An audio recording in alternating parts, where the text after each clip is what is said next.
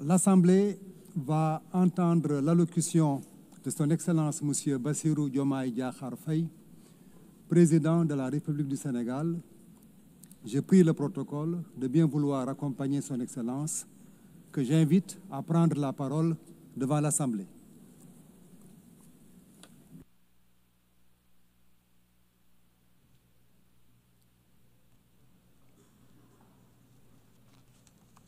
Madame la Présidente de l'Assemblée générale, chers collègues, Monsieur le Secrétaire général, Mesdames, Messieurs, distingués délégués, Madame la Présidente, au nom du Sénégal, je remercie votre prédécesseur et vous adresse tous nos vœux de succès à la présidence de cette 80e session de l'Assemblée générale des Nations unies.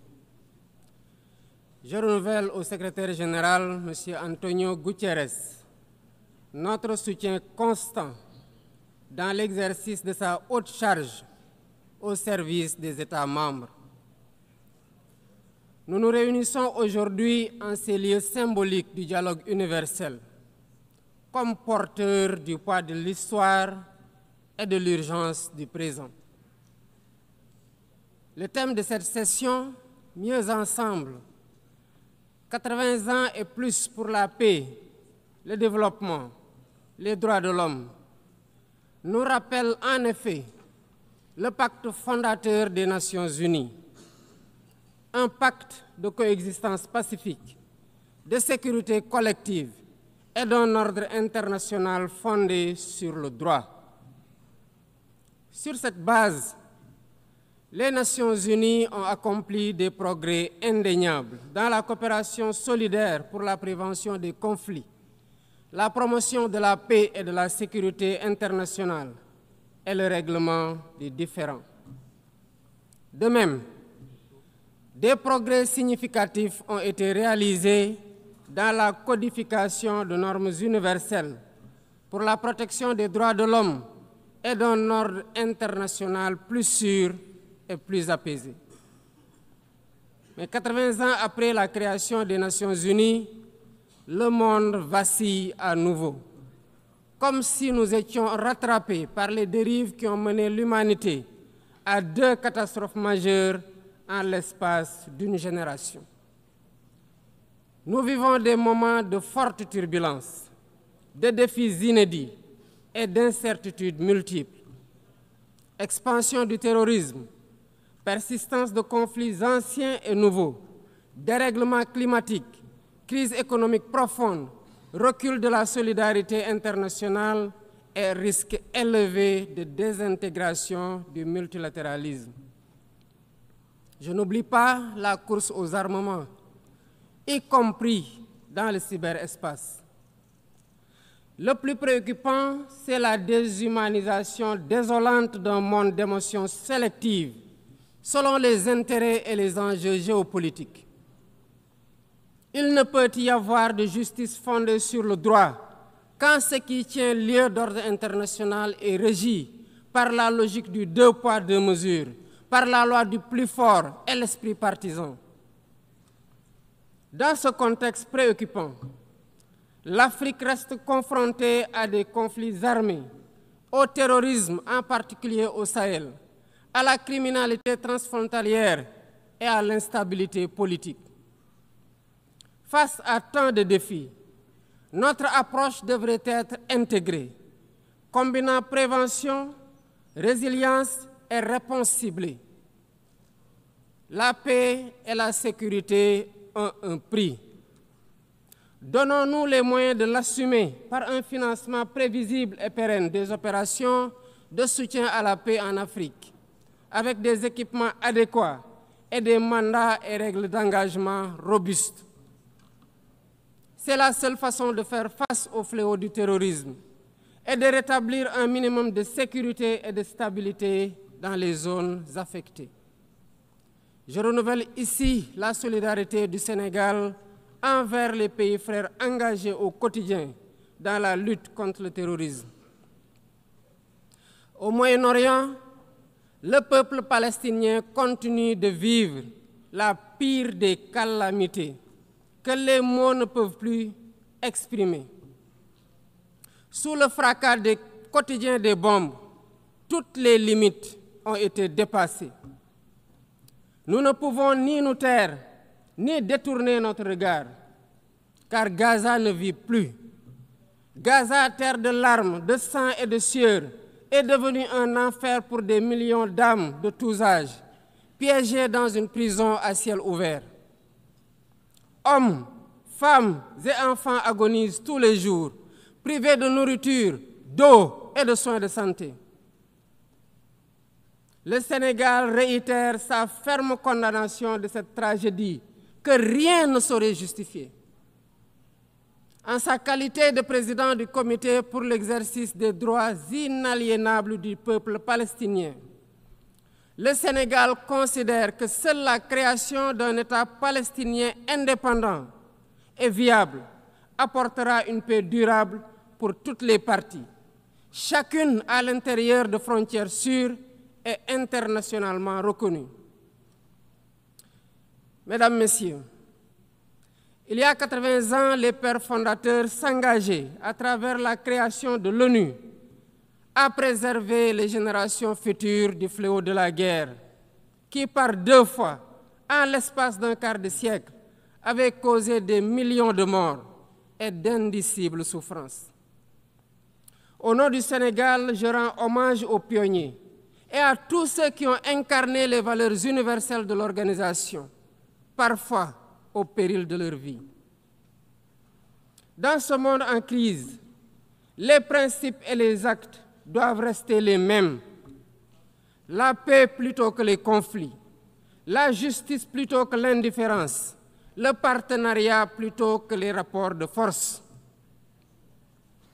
Mais cela n'est possible que par un multilatéralisme fort et revitalisé, pour en faire un cadre unique d'action pour la paix, la stabilité, par le dialogue, la concertation et la résolution pacifique des différends.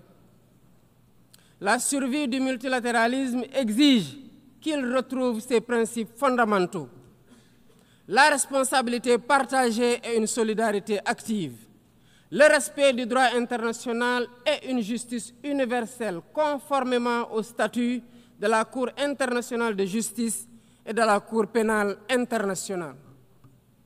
En outre, nous ne pouvons occulter l'impératif de réforme de la gouvernance politique, économique et financière mondiale. L'ONU, par sa vocation universelle, doit agir en pionnière.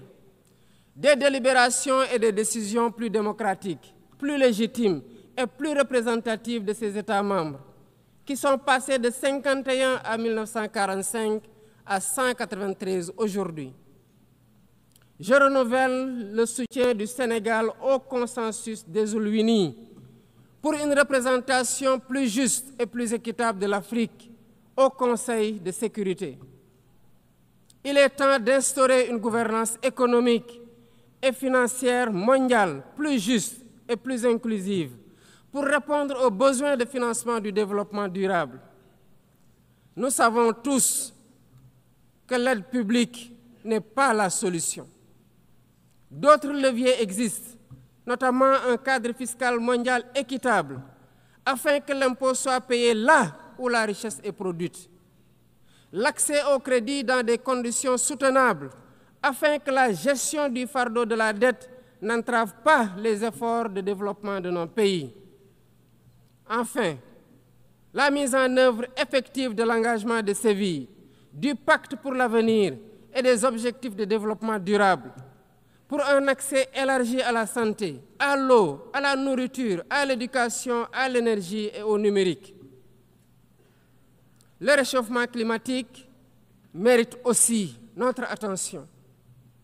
Il n'est pas seulement une menace, mais une question existentielle, une réalité qui frappe plus durement ceux qui y contribuent le moins, comme l'Afrique, avec moins de 4% des émissions mondiales.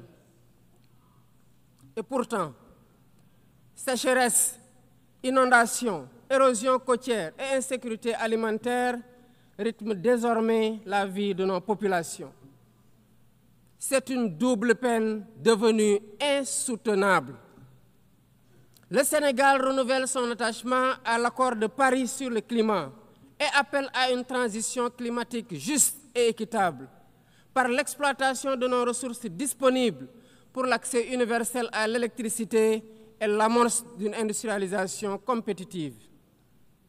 La lutte contre le réchauffement climatique se fera indubitablement avec des financements conséquents pour l'adaptation, la simplification et l'accès aux fonds climatiques, ainsi que la garantie de transfert de technologies. Le Sénégal salue la création du fonds pour répondre aux pertes et dommages et appelle à la mobilisation de la solidarité internationale pour la constitution de ces ressources afin de financer les opérations sur le terrain. Excellences, Mesdames et Messieurs, face aux urgences et aux défis nombreux et complexes, nous ne sommes pas démunis. Le monde dispose des moyens nécessaires pour nourrir ceux qui ont faim, éduquer nos enfants, soigner les malades et faire taire les armes. Le véritable obstacle n'est ni financier, ni technique, ni matériel. Il est dans la volonté politique de faire du multilatéralisme un instrument de solidarité collective, de coopération plutôt que de confrontation, pour un avenir où la dignité humaine sera au cœur de nos décisions.